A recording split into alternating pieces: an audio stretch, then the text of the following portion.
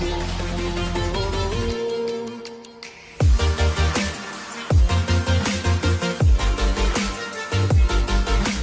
pagi pemirsa Kompas TV.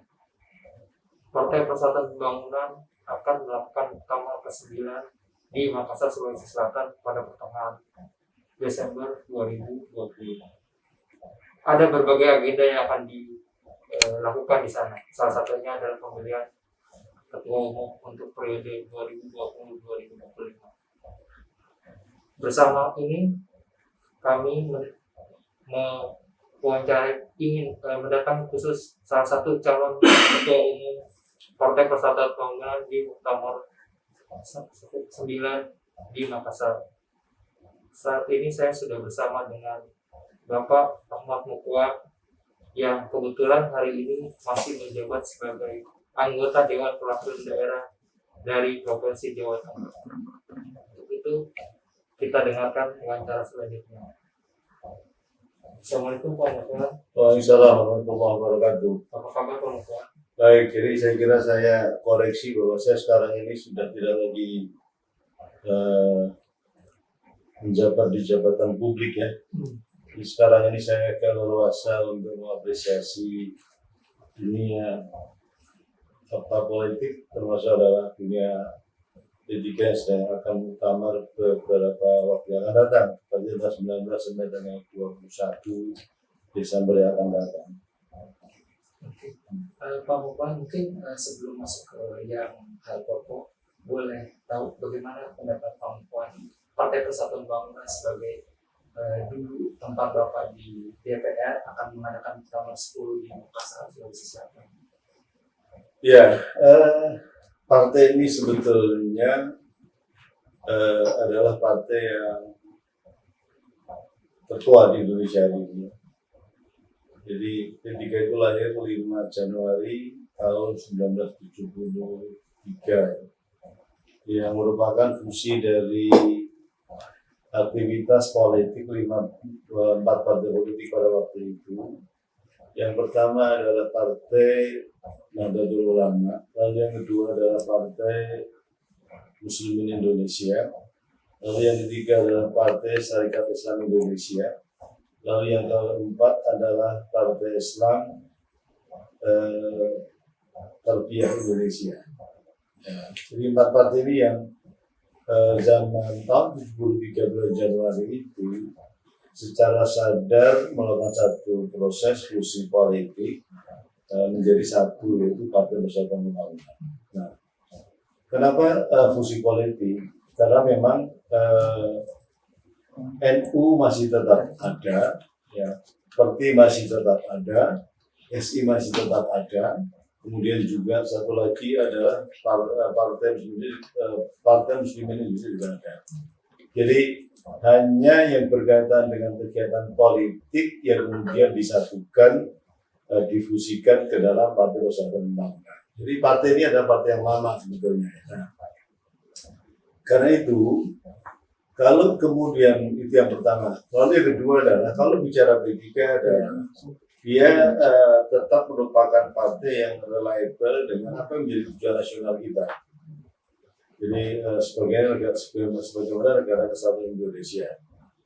Ini yang saya kira P3 merupakan satu partai yang di dalam aktivitasnya menindaklanjuti apa yang sudah menjadi tujuan pada para penyebaran kita di dalam kemerdekaan tahun 45 yang lalu. Yang kedua. Lalu yang ketiga, bahwa Partai Persatuan Pembangunan sampai hari ini masih merupakan partai yang berasal dari Ahlussunnah wal Jamaah. Nah, jadi karena itu di dalam rona politik Indonesia ini hari ini banyak sekali partai-partai politik, dan salah satu partai yang tetap bertahan dengan asas keislaman Ahlussunnah wal Jamaah itu adalah Partai Persatuan Pembangunan. Ini yang saya kira harus dipahami bahwa Islam dan politik, Islam dan negara di dalam negara kesatuan Indonesia, di dalam negara kesatuan Republik Indonesia ini tidak menunjukkan adanya distorsi, tidak menunjukkan adanya perbedaan tidak menunjukkan yang bertentangan, bahkan ya Partai Persatuan Pembangunan bisa melakukan proses aktualitas politik ya sebagaimana partai-partai politik yang ada di Indonesia ini. Nah ini yang ketiga. Lalu yang keempat bahwa partai ini adalah mempunyai asas beberapa.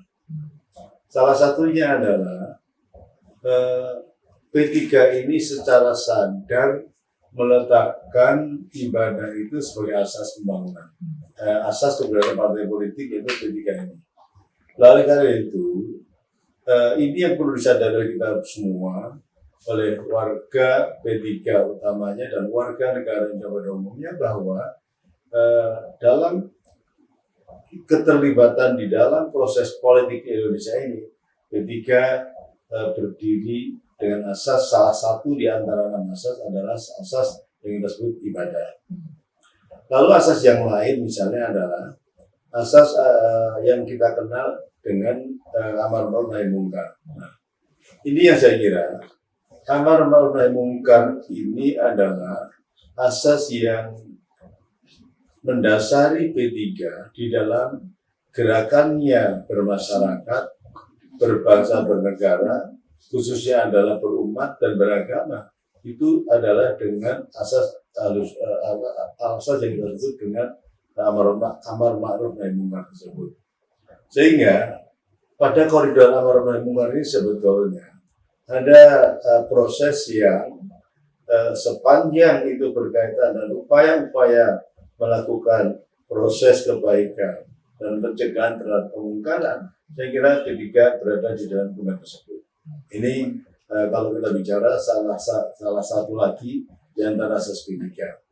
Nah karena itu saya melihat bahwa kalau toh hari ini P3 dikesankan sebagai partai yang mungkin saja ya agak melupakan terhadap positioning Islam dalam konteks P3, saya kira kepada seluruh pengurus P3, kader P3, warga P3, utama yang ikut di dalam muktamar nanti harus mampu meletakkan keislaman P3 itu harus dilihat dalam konteks negara kesatuan Republik Indonesia.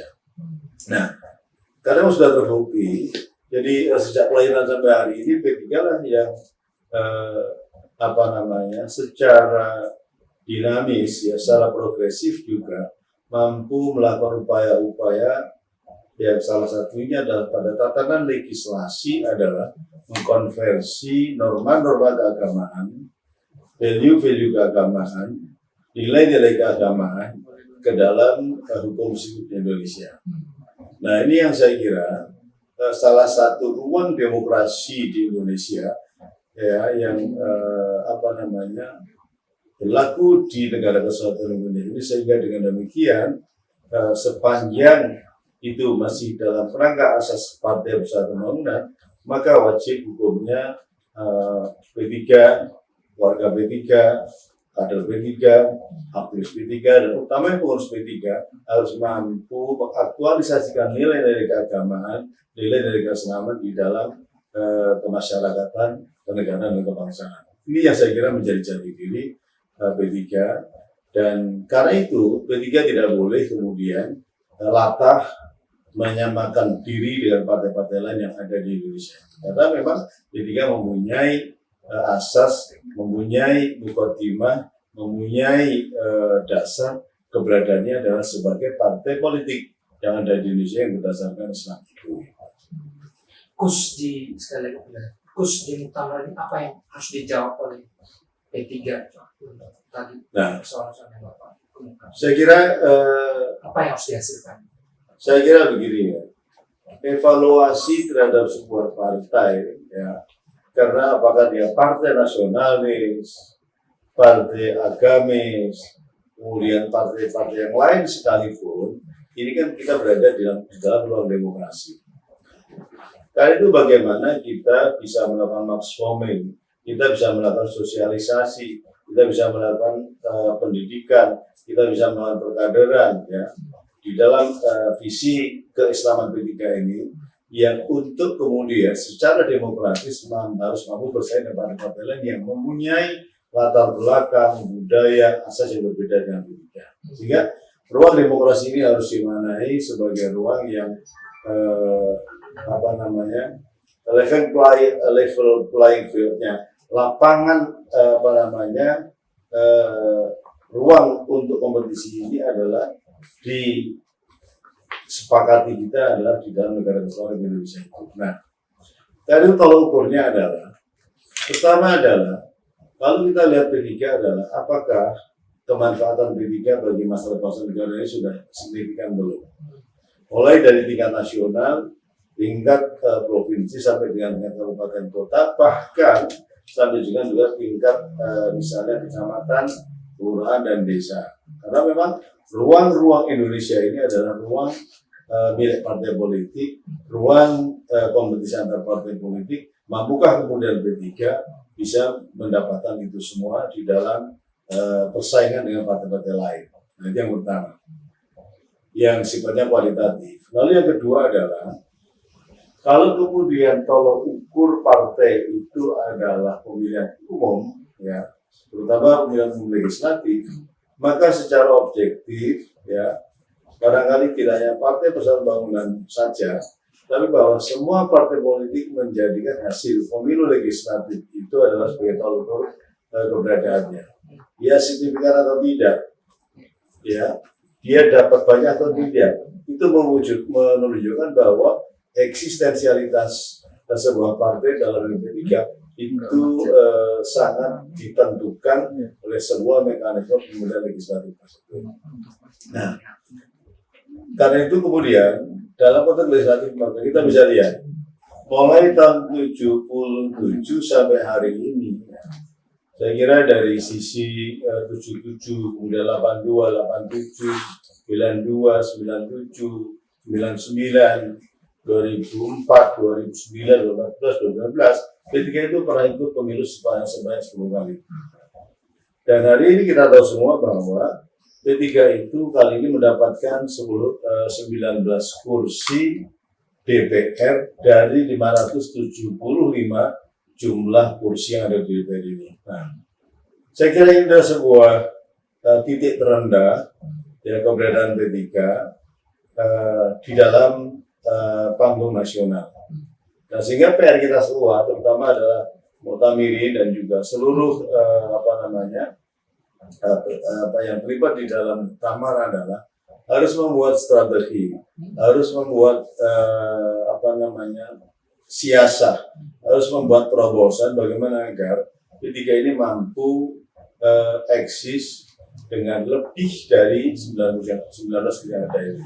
Ini karena memang forum utama. Dan itu kan kemudian kita lihat di tingkat 1, misalnya tingkat provinsi, mulai dari Aceh sampai Papua, nanti barangkali BPP juga sudah punya data, sebetulnya perolehan kursi di masing-masing provinsi itu seperti apa.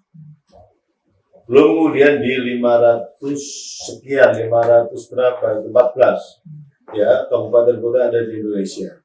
Jadi ini semua harus mendapatkan perhatian dari peserta utama bahwa hari ini kita tidak boleh menganggap persoalan P3 hari ini persoalan ringan, tidak boleh. Karena memang keberadaan partai politik yang sebagaimana kita tahu sampai hari ini adalah banyak partai-partai yang sudah dulu pernah ada kemudian hilang karena memang ada mekanisme demokrasi yang kita sebut dengan pemilihan legislatif tersebut. Sehingga itu memastikan bahwa ketika partai tersebut tidak mendapatkan kursi di Senayan, tidak benar mendapatkan persentase tertentu dari ketentuan undang-undang, maka partai tersebut tidak boleh menduduki jabatan-jabatan publik dalam ini adalah legislatif. Sehingga banyak, misalnya di pemilu tahun 2004, ya, itu pesertanya 48 partai. Kemudian 2009 itu ada 24 partai, ya, dan seterusnya. Itu menunjukkan bahwa ada partai yang pernah lahir, kemudian nggak ada, ya. Kemudian undang-undang memungkinkan ada partai baru, kemudian ikut pemilu, kemudian nanti apakah hasil pemilu itu akan memastikan dia masih eksis atau tidak. Nah, bagi saya bahwa keberadaan P3 yang 19 kursi di DPR ini adalah sinyal kuat ya, sudah merupakan lampu merah betul untuk P3 ya, ekstrimnya, atau lampu kuning bagi P3. Kalau masih akan berikut di dalam pemilu 2029, maka pastikan 2024 itu adalah mendapatkan electoral threshold sesuai dengan undang-undang, itu minimal. Jadi kalau kemarin itu adalah 4%, P3 dapat 4,3 kalau tidak salah, itu masih bisa terlibat di dalam proses pemilu 2024. Tetapi kalau kemudian nanti misalnya adalah parliamentary threshold itu kemudian nanti misalnya bertahan atau naik, P3 pun kalau masih mau ada, maka harus berada di atas ambang batas tersebut. Pak, boleh ada akulasi secara lebih spesifik ya Pak tentang sebelumnya kemungkinan Partai Persatuan Bangsa dipimpin oleh Mas Romi, kemudian dilanjutkan sama Pak Suharto Mono.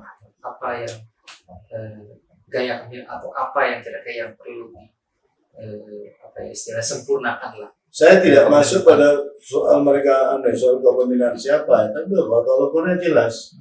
Tolak ukur itu adalah partai itu akan ada kalau dia bisa memenuhi parliamentary threshold. Partai itu akan ada kalau kemudian dia bisa memenuhi minimal kursi yang ada di DPR. Nah, jadi yang perlu adalah bagaimana membuat sentimen pasar P3 ini positif. Yang perlu adalah bagaimana membuat P3 ini mulai dari pusat sampai daerah mampu melaksanakan dasar-dasar pendirian P3, kemudian asas P3, kemudian juga kaidah-kaidah dalam keberadaan P3 itu sendiri.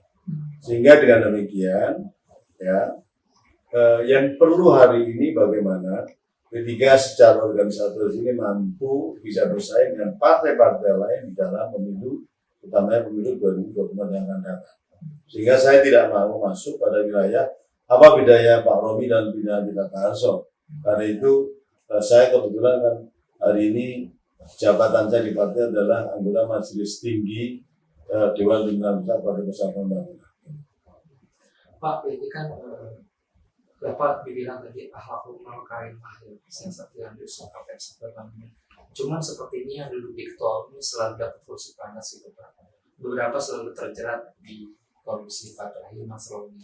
Ini kok bisa seperti ini gitu? Apa nanti calon ketua umum berikutnya juga kalaupun lama mungkin ke Pak Salsa sebentar kali akan bisa tergoda juga ke sana Pak untuk tidak kena. Saya kira stigma atau asumsi seperti itu saya sangat tidak harapkan. Jadi kalau misalnya pernah ada case seperti itu ya, itu memang sifatnya adalah pribadi. Jadi hari ini ya Mas, korupsi itu menurut saya kok sudah tidak lagi masuk pada wilayah moralitas. Korupsi itu sudah tidak masuk pada wilayah religiositas. Nah, korupsi menurut saya hari ini adalah sepanjang orang itu berjabat, nampaknya peluang untuk korupsi itu terbuka bagi siapapun yang menjabat. Nah, jadi ini PR kita bersama sebagai sebuah negara bangsa bahwa hari ini korupsi nampaknya tidak lagi dilihat pada aspek moral.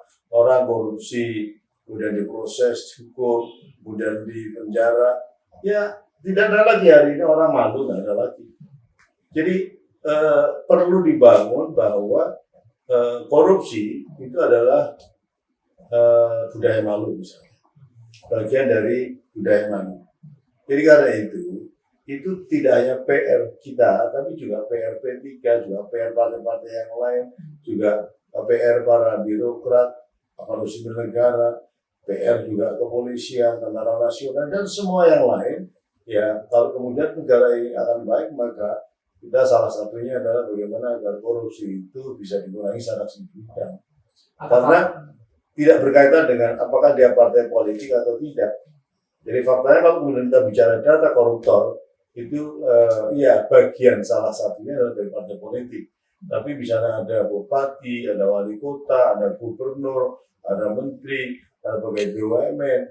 Jadi jangan kemudian ya ini kemudian dijadikan sebagai pintu masuk untuk persoalan apa yang sehingga sampai hari ini Partai Islam tidak masuk dalam puncak, kalau bola itu klasemen lah Pak, selalu ada di papan tengah yang selalu mendominasi partai nasionalis, dan ke depan apa yang harus bisa dilakukan untuk bisa membalikan itu, akan mungkin juga Pak? Ya, pertama saya kira soliditas. Lalu yang kedua adalah organisasi harus bisa bekerja secara efektif. Lalu yang ketiga adalah ya bagaimana kesadaran masyarakat itu juga muncul. Artinya apa di sini adalah bahwa 270 juta orang Indonesia ini kan 86% beragama Islam. Jadi hari ini masih ada satu fakta bahwa jumlah kuantitatif penduduk Islam itu tidak reliable dengan proses politik yang ada di Indonesia ini. Ya, jadi karena itu ini adalah menjadi PR kita bersama. Bisakah misalnya latar belakang keagamaan, latar belakang moralitas itu bisa menjadi mengaktualisasi di dalam keberadaan seseorang di dalam keterlibatan sebagai anggota partai politik. Nah, betul pertanyaan sampai tadi Mas Andi ya, tapi bahwa dengan 267 itu 86% kita beragama Islam. Logikanya adalah porsi 86% itu juga terrefleksi di Senayan. Nah, persentase tertentu di provinsi itu juga semestinya adalah juga merefleksi di dalam hasil pemilu di satu provinsi. Begitu juga dengan kabupaten kota di Indonesia. Jadi ini pertanyaan menarik karena memang kesadaran politik, ya moralitas politik kita, ya itu masih jauh panggang dari api. Ya dalam prakteknya masih kalah misalnya dengan apa yang disebut partai politik. Dalam prakteknya kita masih kalah dengan yang namanya apa yang kita sebut dengan nomor biro wali biro. Nah, ini satu fakta lagi misalnya adalah ini barangkali tidak hanya PRP3 saja. 318 dari 575 anggota DPR itu berlatar belakang usaha. Ya. Dan ada pengusaha yang memang dia menjadi anggota partai politik dan sebagian besar bukan anggota partai politik. Nah, jadi 55,8% anggota DPR itu adalah pengusaha. 318 itu menurut penelitian dari PPIP, LIPI, saya baca itu pada 2-3 minggu yang lalu, itu memastikan bahwa dari 318 orang tersebut, dia punya usaha sebanyak 1.080. Dari 318 orang tersebut, itu berada di 8 komisi di DPR, yang barangkali itu ada reliable dengan apa yang menjadi profesi kepengurusannya dan komisi terkait. Nah, karena itu ini bukan hanya PRP3, bahwa kaderisasi partai politik itu bukan hanya pertanyaan sekedar politik, tapi bukankah partai-partai politik hari ini juga berlaku pragmatis, ngambil orang karena punya duit, ya sehingga nggak salah kalau kemudian hari ini partai itu hanya dijadikan semacam angkutan umum saja. Saya mau jadi bupati Pak, silakan Anda punya duit berapa. Jadi misi politik kita secara keseluruhan ya itu agak berjauhan dengan apa yang menjadi visi politik kita hari ini. Jadi dari DP3, dari partai-partai lain juga sama. Yang rugi itu kita semua sebagai masyarakat bangsa bahwa partai-partai politik itu gagal dalam melakukan proses kaderisasi. Nah, bicara gagal, apakah program atau kebijakan partai dari yang berasas Islam tidak laku dijual pada masyarakat, atau masyarakat takut dengan program-program atau kebijakan-kebijakan yang akan dibuat partai Islam dengan khawatir kekhalifahan atau apa, itu yang jadi nggak mereka lebih milih nasionalis, ya, jadi partai nasionalis.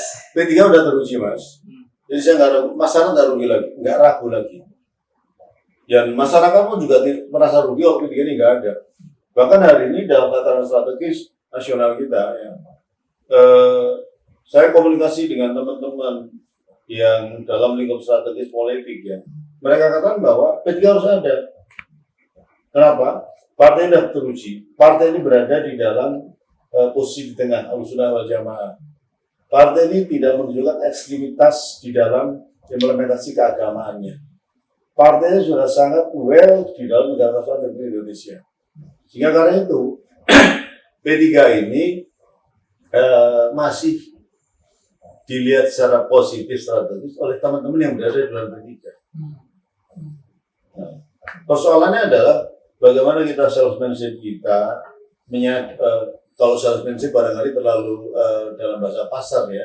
Bagaimana P3 itu bisa meletakkan diri di dalam satu ruang-ruang komunitas, ruang masyarakat, ruang keislaman kita, sehingga ada kesadaran bersama antara masyarakat dan P3 ini. Itu yang masih ada lag di situ, masih ada kesenjangan di situ. Nah, kira-kira kandidat atau ketua umum seperti apa? Waktu tadi sih secara ini udah mulai ngomong sih. Kandidat atau ketua umum seperti apa yang dibutuhkan untuk bisa hal yang tadi dan ke depan? Iya, jadi apa aja ciri-cirinya, Pak? Jadi secara historis ya, P3 ini kan didirikan oleh 4 fusi partai, fusi keislaman, fusi kegiatan politik dari 4 partai Islam. Ya, karena itu salah satunya adalah kita kembalikan kepada stakeholder itu. Ini bicara kesejarahan ya, bicara stakeholders misalnya NU juga pembentuk P3, SI juga pembentuk P3, kemudian Perti juga pembentuk P3, kemudian satu lagi ada Partai Muslim Indonesia, Parmusi juga pembentuk P3. Nah, saya kira harus ada dua pola komunikasi antara stakeholders utama di masa lalu dengan para aktivis sekarang ini. Ini yang saya kira perlu diperbaiki, sehingga kelahiran P3 yang memang by design, by kesadaran, ya, by kesepakatan ada P3 ini kemudian kita nggak boleh lepas dari mereka ini. Ini salah satunya. Jadi karena itu salah satunya adalah kembalikan kepada kembalikan kepada stakeholders yang pada waktu pendirian ini ada juga pada waktu pendirian P3 ini itu harus dilihat sebagai sumber moral, sumber motivasi, termasuk sumber perkaderan, sumber yang lain dalam hal ini adalah kepentingan politik dalam hal kepemiluan misalnya. Jadi bagi saya sebagai kader NU misalnya, ya mesti saya akan sowan kepada Kiai Said bahwa P3 ini juga dulu shareholdernya dari NU juga. Jangan kemudian ini shareholder dari NU ini kemudian dianggap tidak ada. Nah, itu sudah satu sisi. Sisi yang lain juga kader-kader pengurus dan kader-kader P3 sudah menyadari bahwa sampai menjadi pengurus hari ini adalah bukan lahir ceprot itu adalah sebagai P3 murni, tidak. Dia memang punya latar belakang bahwa rumah kita semua ini ada berada di empat konstitusi partai politik pada waktu itu. Pak, kalau Bapak melihat kan beredar di bursa sekarang ada calon-calon di luar Partai Persatuan Pembangunan seperti Sandiaga Uno, Khofifah Indar Parawansa, walaupun mungkin dulunya P3 sekarang PKB, terus juga ada Gus Ipul yang sekarang masih PKB.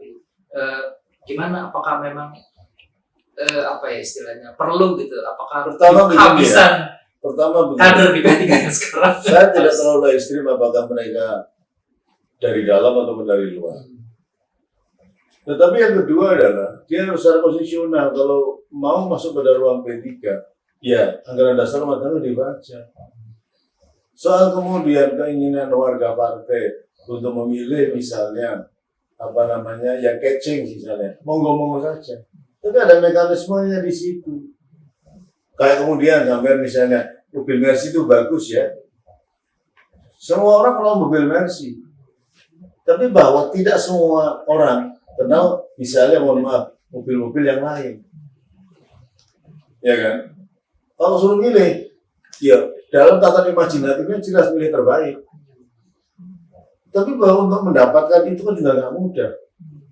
Kemampuan saya misalnya hanya mendapatkan mobil-mobil yang di bawahnya Mercy, bisa aja seperti itu.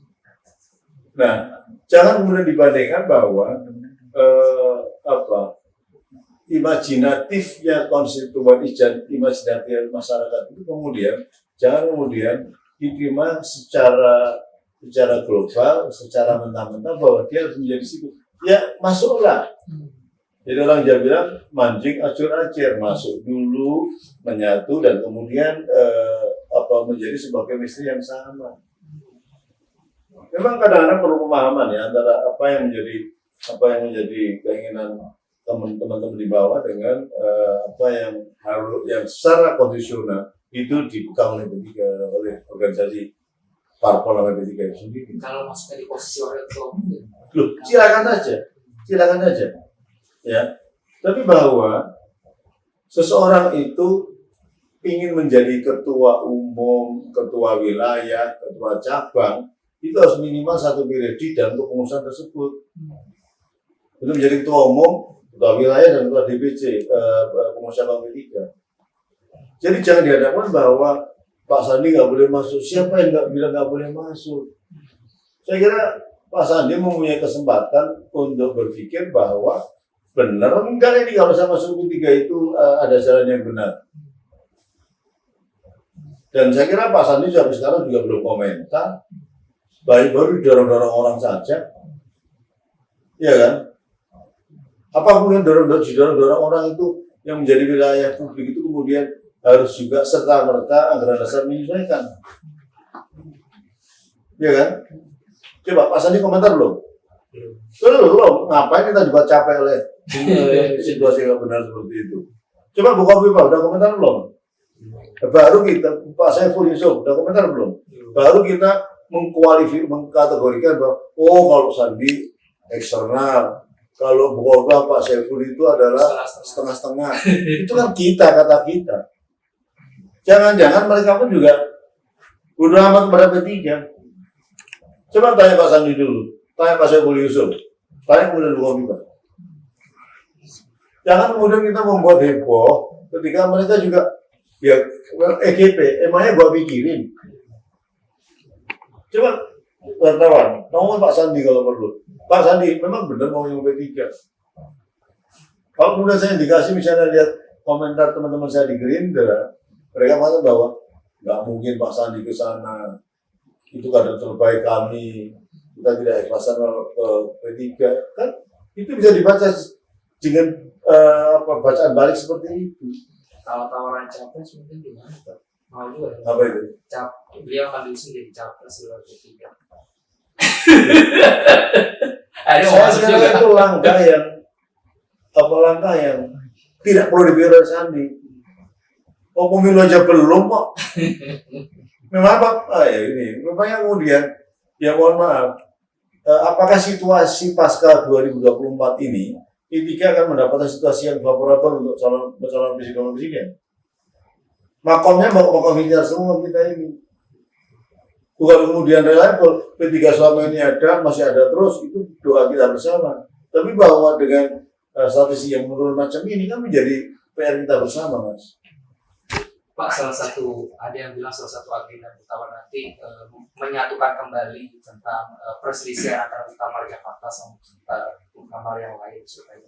Nah, katanya juga itu sebenarnya udah terjadi rekonsiliasi di kepanitiaan sekarang. Bapak ngeliatnya gimana nih rekonsiliasi? Apakah memang sudah selesai atau memang perlu ini kembali di Muktamar ke depan? Dan tadi soalnya ada juga yang klaim itu udah selesai, intinya udah di kepanitiaan teman-teman Muktamar yang di sebelah itu. Jakarta. Jadi kalau kemudian kita menggunakan asas P3 tadi itu, ya, maka kemudian apakah yang dilakukan itu cermin akhlakul karimah misalnya, ya, apakah kemudian nggak perlu kita silaturahim dengan semua komponen partai? Kan diperlukan sekali.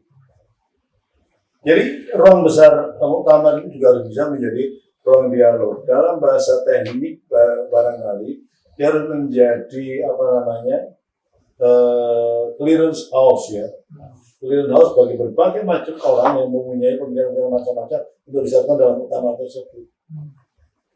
Ya, sehingga nggak perlu kita kemudian bersikap negatif, nggak perlu itu. Itu yang pertama ya.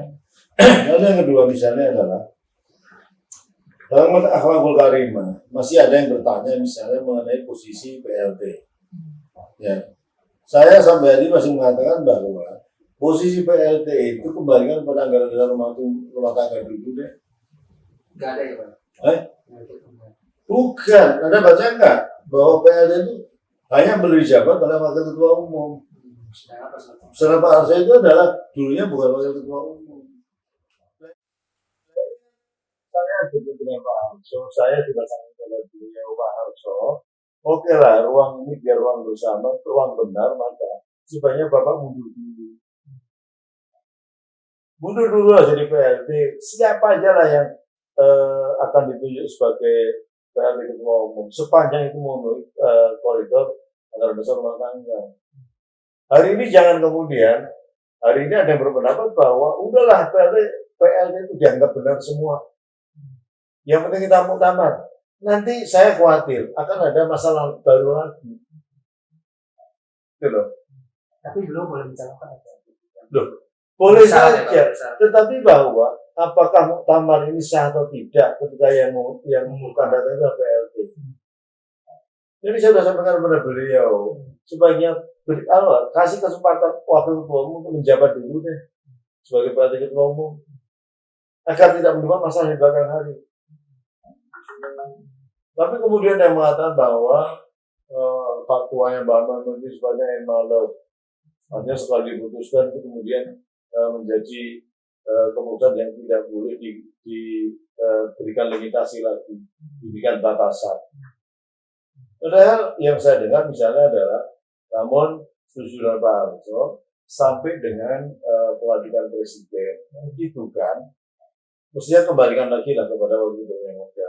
Sekali lagi, jadi pikiran-pikiran kita jangan kemudian strongly bahwa muktamar harus dibikin, tapi bahwa caranya menganggap bahwa muktamar itu sebagai media yang sudah benar sangat berkorban. Ya, muktamar yang dianggap sudah benar sesuai dengan akhlakul karimah misalnya. Ya, kan di situ juga amar nahi munkar dan lain-lain. Jangan-jangan kemudian kita sendiri beramar nahi munkar tidak dilakukan, termasuk ke dalam itu. Pak Mensewu nih Pak ya. Bapak kan sekarang kan anggota Dewan Perwakilan dan Enggak, saya bukan anggota DPD. Oh, udah nggak lagi ya Pak? Ya. Oh, kirain. Soalnya pertanyaan saya kan biasanya kalau anggota DPD itu dianggap sudah bukan keluar sih, maksudnya sudah tidak menjadi partai berkonsentrasi di. Jadi sekarang nggak ada posisi apa kecuali majelis tinggi itu. Ya. Mungkin bisa lanjut ke tentang walaupun tadi sebenarnya secara sirat Bapak udah ngomong tentang Bapak sendiri gitu, tapi boleh dijelaskan ya Pak, apa sih yang akan Bapak lakukan ketika Bapak terpilih, insya Allah disetujui oleh Mutakin sebagai calon visi dan misi, atau apa yang Bapak pengen kembalikan atau Bapak pengen ini lebih P3 nah, itu nanti kalau sudah terpilih baru ngomong. Mimpi itu aja.